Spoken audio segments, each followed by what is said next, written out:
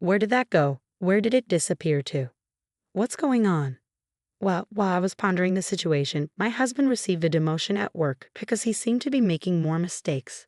He had never been particularly dedicated to his job, so the demotion didn't come as much of a surprise to him. However, his memory lapses became increasingly frequent, prompting us to visit the hospital for a checkup. Music. I initially thought it might be depression, but the diagnosis turned out to be early onset Alzheimer's. In simple terms, he was dealing with dementia. I had heard that even young individuals could develop the condition, but I was still shocked to learn my husband had it. My name is Katie Smith. 5 years have passed since then. I'm now 50 years old and my husband is 54. We didn't have children, so I continued working. My parents have passed away, but my husband's parents are still alive and well. They live in the countryside, not far from us. His parents are very kind, and when my husband was diagnosed with Alzheimer's, they offered to take him in and suggested I consider divorce. Music. However, my husband, who had always disliked living in the country, firmly opposed the idea. I chose not to pursue divorce solely because of his illness. We've been married for nearly 20 years, united by love, and not just by the vows of sickness and health. It didn't seem right to abandon him simply because he had fallen ill. Though my husband's memory lapses have increased, he can still lead a relatively normal life. Perhaps the medication he takes to manage the disease is working. It's not too bad because he can still function in many aspects of daily life, and he recognizes me. Although he occasionally doesn't respond to me, when he does, he behaves much like any other person. However, when I ask him specific questions, he often says he doesn't remember or isn't sure. His mistakes at work became more frequent, and he would sometimes become emotional when he struggled with paperwork. He once told me, "I'm thinking of leaving the company. Would you support me if I quit?" Unable to refuse my worried husband, I supported his decision, and he eventually left the company. He now spends most of his time at home, but he doesn't exhibit any problematic behavior while he's there. Sometimes he leaves things out or makes a mess in the kitchen. But since he isn't causing harm to others, it's within an acceptable range of behavior. My husband has been home ever since he left his job. I spoke with the doctor about arranging for someone to watch over him while I'm at work. The doctor reassured me that he still has the ability to recognize danger, so there's no immediate need for extra care. He mentioned that we would revisit the situation as the disease progresses. For now, the doctor advised me to remind my husband to lock the door when he goes out and to avoid going out alone. I was somewhat worried about whether he would be okay with these instructions, but he repeatedly insisted that he was fine being on his own and sometimes grew frustrated when I pressed the matter. "Stop nagging. I'm sick. You're just making me more confused with all this unnecessary talk. Show me some compassion." In the end, I had to give him some space because I couldn't manage his outbursts. 5 years before my husband was diagnosed at 40, I had been promoted to section manager. My salary increased, so even though my husband left his job, we didn't face any immediate financial strain. Since we don't have children, we had managed to save a good amount over the years, providing us with a safety net when needed. Our savings remain untouched, and I'm grateful to still be working. I hope life will continue to be as normal as possible. However, there's one issue that's been troubling me lately. Items around the house often go missing. The missing items include my beloved designer bags, recently purchased shoes and clothes, and other costly possessions. I had saved up to treat myself to these items as rewards. I've searched everywhere, thinking I might have misplaced them, but I can't seem to find them. When I asked my husband about it, he could only say, "I don't know." I inquired further, "Did you remember taking them anywhere?" His response remained the same, "No, I don't remember." My husband's responses are becoming increasingly repetitive. I wonder if his illness has advanced to the point where he doesn't even recall taking the missing items out of the house. When I return from work and ask about his day, his frequent reply is, "I can't remember." The doctor explained that the progression of the disease can vary, sometimes slow and other times rapid. Yet I couldn't shake the worry that it might be accelerating. If this were the case, leaving him alone while I'm at work would become a concern. The thought of him wandering off alone is unsettling. I wouldn't be able to manage his care on my own if he were to stray. My anxiety about my husband's well-being led me to install surveillance cameras in the house without informing him. What if he starts wandering and causing trouble for others? I'd be devastated if that were to occur. If such a situation arose, I'd have to confront it head on. A week later, while my husband slept, I nervously reviewed the footage captured by the camera. What I witnessed was beyond anything I had anticipated, leaving me utterly astonished. Unbeknownst to me, my husband was bringing another woman into our home. For the past 5 years, I hadn't been able to engage in meaningful conversation with him.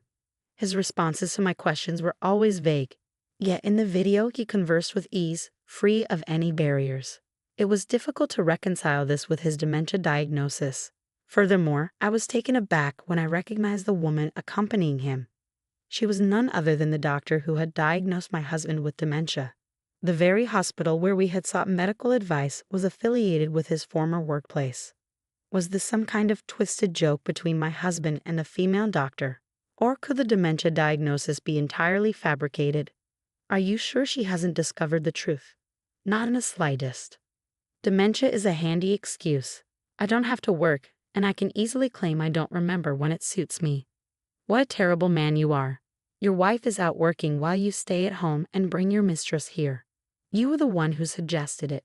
When I told you I was tired of my job and wanted to leave, you said it was a good idea. I didn't think it would work so smoothly. The woman crossed her legs, laughing with my husband as they spoke. She's so full of herself. I'm not sure if she got promoted to section chief or something, but her salary keeps going up. She's definitely earning more than me and moving ahead. She probably thinks she's better than me, but thanks to her, we can enjoy moments like this.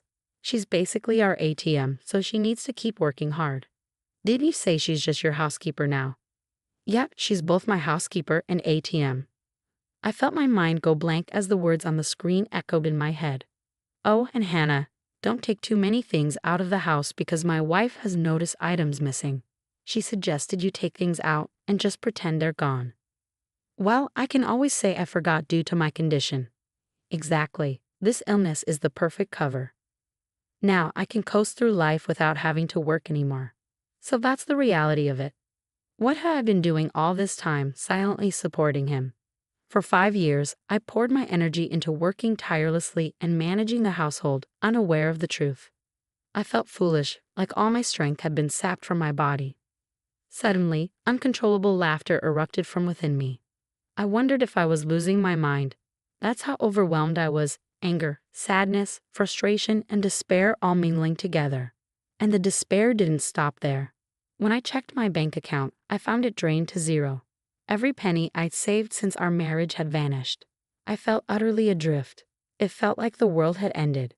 As the morning light seeped in, I found myself numb. My husband greeted the day with a carefree expression, and seeing him stirred a rage within my hollowed soul. Where's breakfast? I wanted to grab him by the collar and unleash every ounce of fury, but I managed to hold myself back. My husband still had no clue that I knew the truth. I struggled with the urge to confront him and demand an apology on the spot. But I was unsure of how to proceed. Even if I lashed out at him, I knew he would simply smile and say, "You found out, didn't you? What are your plans for today? What's going on? You've never asked me that before. I'm just curious about what you do at home all day. I wish I could work like you, but with my condition, I just end up causing trouble for others. I'm envious of your ability to work." I couldn't believe how brazen his words were. Given the evidence of his infidelity, I knew I could use it as grounds for seeking alimony and a divorce. But reflecting on the last 5 years brought me to tears.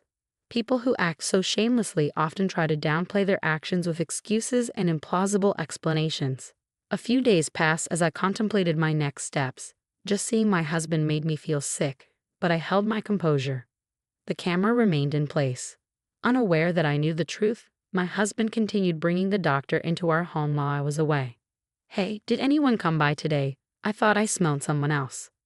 He responded, "Well, someone might have come by, but I don't really remember. Maybe it was a salesperson." "So how are you feeling? You seem to be doing better lately. Is the treatment helping?" "I don't think so. I feel like I've been getting more forgetful. The doctor told me the disease can be slowed down, but it can't be cured." "That's right. That doctor was quite attractive, wasn't she?"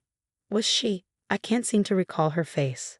I was almost impressed by how convincingly he kept up his act for so long. I couldn't just sit idly by, so I decided to visit my in-laws with a recorded video, without telling my husband. They have always been kind and thoughtful toward me, but they are my husband's parents, so I worried they might take his side. Mr. and Mrs. Smith, I'm sorry for reaching out unexpectedly, but I have something important to discuss with you. What's wrong? You look so worn out. What happened? Come on in. Are you hungry? I'll fix you something warm to eat. My mother-in-law's words almost brought me to tears. It was a relief to realize I had nothing to worry about. When my in-laws saw the video of my husband's affair with the female doctor, they immediately knelt down and apologized. Our foolish son. I'm so sorry, Katie. I truly apologize. Rather than blaming me, they cried and held my hands, causing me to cry as well. It felt as though all the tension I'd been holding onto melted away in that moment. While my anger at my husband remained, I was deeply moved to know I had their support. Something else that made me happy was a surprise offer for a promotion to a department head position. It was gratifying to know my hard work was being recognized. I felt reassured that I had a place where my efforts were valued. Hey, Katie, are you listening to me? Huh? Oh, sorry, I got lost in my thoughts for a moment. I had been contemplating how to best punish my husband and had gotten caught up in my thoughts. It's not funny if you both end up with dementia. His words sparked an idea in my mind. Would you take care of me if I did end up with dementia? Forget it. I've got enough on my plate without taking care of you too. My husband looked at me in shock at my response. Since then, I've been trying to echo more of his previous words each day to make the scenario seem more convincing. Hey, what was I doing just now? I've been making so many mistakes at work lately. I seem to be forgetting things. I forgot how to use the washing machine and how to cook rice. My husband grew increasingly anxious. You're still working, but I'm grateful you're here. One day, I came home from work to find my husband gone. He left behind completed divorce papers and a note. I don't want to burden you any further, so I've decided to divorce you. Please don't try to find me, Ken. I knew he left because he believed I might have dementia. Moreover, I knew exactly where he had gone. My husband had rented an apartment to continue his relationship with a female doctor, as revealed in the hidden video. He told her, I'm getting a divorce. I can't be bothered taking care of her if she ends up with dementia. I've moved my savings to another account so I won't need to worry about my finances for a while, he said, laughing. He also provided her with his new apartment's location. I learned where she lived from their conversation, so I headed to her neighborhood. The female doctor was married and lived in a suburban home with her family. I immediately filed the divorce papers and sent an invoice for alimony and property division to my husband's newly rented apartment. Naturally, I also sent the female doctor a bill for alimony via certified mail. It seemed my husband received it, as he called me right away. What on earth is this, alimony? Yes, it's for your infidelity. What? Oh right, I sent it to that lady doctor as well. I imagine her husband has learned about it by now, and they must be facing difficulties.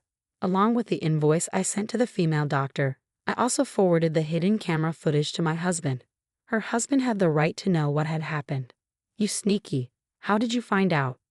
To be honest, I was surprised too. I couldn't believe it was all a lie. I thought you were losing your mind. You know I was just imitating you. You're so easy to fool, aren't you? My husband chose to ignore his actions and began shouting at me. He accused me, you think I'm being dishonest? You have the nerve to be angry after pretending to have dementia for 5 years and living off my income. You even brought another woman into the house. Do you think that's acceptable? It seemed my husband never imagined that I knew everything. Then he stammered, but what do you mean by property division? I don't own anything. We have your savings. Oh, I already spent it all. Not a penny left. I was amazed he had come this far and was still lying. I told him I had planted a camera in her house and that I had heard every word he told the female doctor. I informed him I had the footage as evidence. I have irrefutable proof. When I informed him that his parents were aware of the situation and were furious, he erupted into another fit of yelling, demanding, "How dare you involve them in this?" He seemed oblivious to the fact that he had no right to shout at me now. Thankfully, his incessant ranting spared me the expense of hiring a private investigator. Upon hearing this, my husband fell silent for a moment, seemingly at a loss for words, before abruptly ending the call. The following month, I received another unexpected call. What's going on? What do you mean? I went to the apartment and they said it had already been canceled. Which apartment? The one we used to live in, obviously. I couldn't help but think to myself that you was the one who initiated the divorce proceedings, so I hadn't anticipated his return. When I told him that I had canceled the lease immediately after you left, he became angry and demanded to know why I hadn't informed him of my actions. I explained that, as he was unemployed, he could no longer be the tenant on the apartment lease. So when he quit his job, I changed the lease to my name. This gave me control over when to terminate the lease and decide where to move next. I ended up purchasing a condo, which I now call home. You bought it? Yes, using the alimony from you and your mistress, along with the savings I recovered. It's a small place, but it's my own haven. Really? Yes, so you won't be coming over. He seemed surprised by my response. You have a girlfriend, don't you? I already broke up with her. Her husband found out she was cheating and divorced her. She's been blamed at work for making a diagnostic error and is being sued by a patient. Both her husband and you are suing her for alimony, leaving her in significant debt. Really? Well, I decided I want to start over with you. That way, the alimony will be canceled and I can get the money back. I couldn't believe what I was hearing. Did he really think I would take him back? He was suggesting that we reconcile, implying that the alimony being pursued by her husband could be returned to me. I was almost tempted to ask him if he had lost his mind. You've got to be kidding. Why would I pay you anything? We're divorced. I never want to see you again. There's no chance I'm taking you back. With that, I hung up the phone and blocked all incoming calls from him. Apparently, my ex-husband then went to visit his parents. Little did he know that they had sold their house and moved into a retirement community. They told me he was shocked when he arrived at their house and saw it was up for sale, prompting him to reach out to them. With a lawyer handling the collection of property division and alimony payments, my ex-husband was left with little money in his pocket. Unable to secure a new job and unable to pay his rent, he was evicted from his apartment and had nowhere to go. He must have turned to his parents for help. Anticipating this, they had moved out, knowing that if he returned, they might struggle to remove him again. They told me they would have felt sorry for me if he had tried to move back in with them. I heard he now works as a live-in employee at a factory, but he's too lazy to work much, resulting in daily scoldings and even beatings from younger employees. He has reached out to his parents several times for assistance, but they have consistently refused him. Months have passed since the divorce, and I continue to stay in touch with his parents. They remain concerned for my well-being and have become like my own parents. I plan to maintain a close relationship with them, and if they ever need assistance, I'll be there for them. I've recently been promoted to department manager and my salary has gone up. I'm committed to working hard and am thoroughly enjoying my peaceful life on my own.